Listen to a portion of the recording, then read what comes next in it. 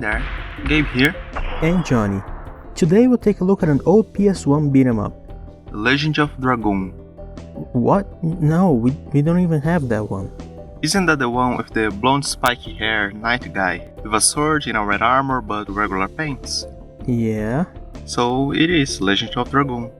No, we don't even play that one. It's Lucifer Ring. Are you sure? Yeah. Odd. So the story goes like this. 魔王ルシファー、魔界の門ヘルズゲートより現れて世界を恐怖に陥れた。しかし4人の魔導 Did you get all that? Yep, we need her. Okay, my Japanese is not quite at this level yet. Where the hell did we get this game again? Let's take a look here.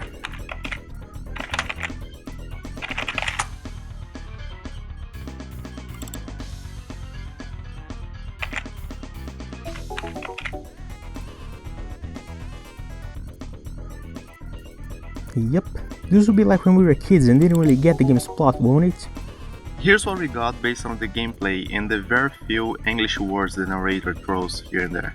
Nash is a warrior fighting his way towards the lair of some powerful monsters that he must defeat to get the mysterious rings they hold. Those rings seem to be part of the plan of an evil necromantic looking guy named Bear, who I guess wants to open the gates of hell. So maybe it should actually be called Lucifer's Rings and not Rushifaringo.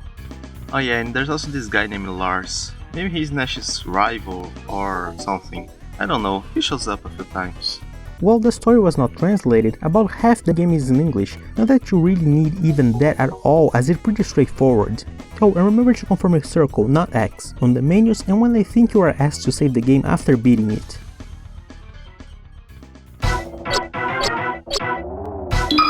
It's a classic beaten up, with fast attack, strong attack, a life-consuming area attack, and some combos that won't ever be useful. As you fight the waves of enemies, a gauge fills up for you to transform your area attack into a special magical attack for bringing bosses down or relieving some overcrowded spots. Playing is pretty straightforward. Just smash the fast attack button and you're gonna be fine for 90% of the game.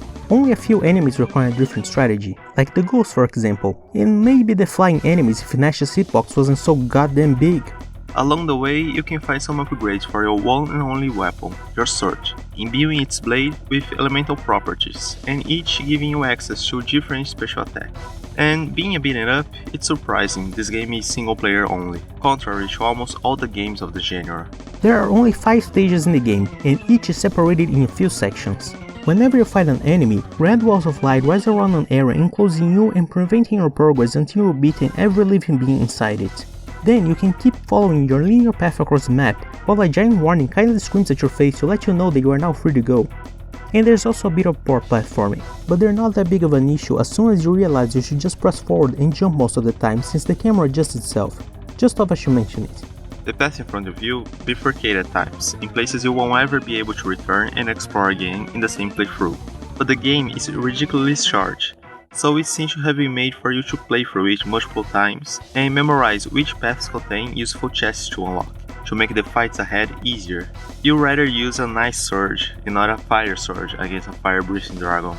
There's also a mostly pointless timer next to your life bar, as if you were just playing normally and never really gets close to ending. And why was I thinking maybe this was marking how long remained for the gates of hell to open? When time runs out, Ness just suffers a sudden death and loses life, resetting the clock and continuing like when being killed by an enemy. Or just pretend he has a clockwork pacemaker. While not particularly special, there are some pretty interesting character designs, especially among the bosses. The game is set in a medieval setting, so you can expect to see many classic RPG monsters, like a dragon, goblins, harpies, and Bob. You know, the classics. Most of those enemies are unique, with their own looks, fighting styles, and animations, while others are just rehashes of previous enemies with a different skin. The soundtrack is pretty good. Not all songs necessarily fit the aesthetics of the level, but that's not to say they're not good. Quite the contrary. We played this years ago back when we were kids, and I still remember most of the songs before even replaying the game for this video. Pretty simple, easy, and honestly, it could get a bit boring, but it's so short it didn't really have a chance to do so. Seriously, this game is so short it can be beaten in 1 hour. And not like most of other games that can be beaten in 1 hour or 2, only after you know exactly what to do. No, if you play Lucifer Ring completely blind, you're gonna finish it in about 1 hour or so. I only think it's this short because it was meant to be played a couple of times, unlocking the options to choose an upgrade to start the game with after beating it once, and after the second time you unlock not only a level selection, but you can even choose the section of each level that you want to go to.